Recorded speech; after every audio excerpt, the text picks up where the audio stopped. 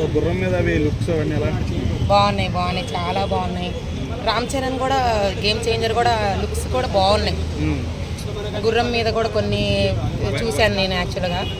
బాగుంది, వైట్ గుర్రం మీద వైట్ డ్రెస్ వేసుకొని గేమ్ చేంజర్ కూడా చాలా బాగుండేలాగా అనిపిస్తుంది. అంటే ట్రైలర్ చూస్తుంటే చెప్పలేము, ఏదైనా జరగచ్చు. కానీ సంక్రాంతి విన్నర్ మాత్రం బాలయ్య. దబిడి సాంగ్ ఎలా అనిపించింది మేడం మీకు? ఐటమ్ సాంగ్ అన్నీ బాగున్నాయి.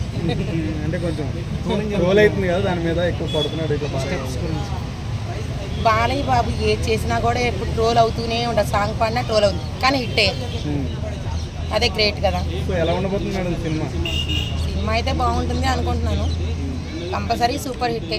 పాప సాంగ్ ఎలా అనిపించింది? చిన్ని సాంగ్ ఏమో అంత ఐడియా లేదు యాక్చువల్గా నాకు. పాపతో కొంచెం సీన్స్ ఉన్నాయి కదా, ఎలా అనిపించింది?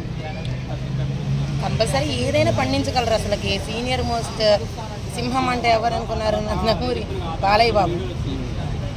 అసలు ఆయన వస్తే చాలా హిట్ అది గ్యారంటీ అనిపిస్తుంది. నార్మల్ చూస్తారు అందరూ ఒకసారి అయినా కూడా. మ్యూజిక్ ఆయన ఎలాగైనా కూడా కొన్ని కాపీస్ చేస్తారు కదా, ఆయన బాటలో ఆయన చేశారు. మనం అలాగే వాటికి అలవాటు అయిపోయి మనం కూడా వింటున్నాం కాబట్టి ఓకే పర్వాలేదు, వినడానికి సొంపుగా ఉంటే చాలు కదా. దీంతో పాటు ఇంకో 2 సినిమాలు రిలీజ్ అవుతున్నాయి కదా, బాలయ్య బాబు ఎలా ఉండబోతున్నాయి? సూపర్ డూపర్ హిట్ అవుతుంది అని అనుకుంటున్నాను. అవి కూడా యాక్చువల్గా అసలు సంక్రాంతి అంటేనే సినిమాలు సందడి. అవి కూడా హిట్ అవుతాయి. అన్నిటికన్నా దానికన్నా బాగా హిట్ అవుతుంది అనిపిస్తుంది బాలయ్య బాబు. ఎందుకంటే బాలయ్య బాబుకి సంక్రాంతి అనేది ఒక అదృష్టం. ఎప్పుడు కూడా వెనక్కి తగ్గలేదు అనుకుంటున్నాను నేను. కంపల్సరీగా చూస్తాం. ఇప్పుడు బెనిఫిట్ షోలు కూడా ఏం లేవు కాబట్టి నార్మల్ షోనే చూడాలి.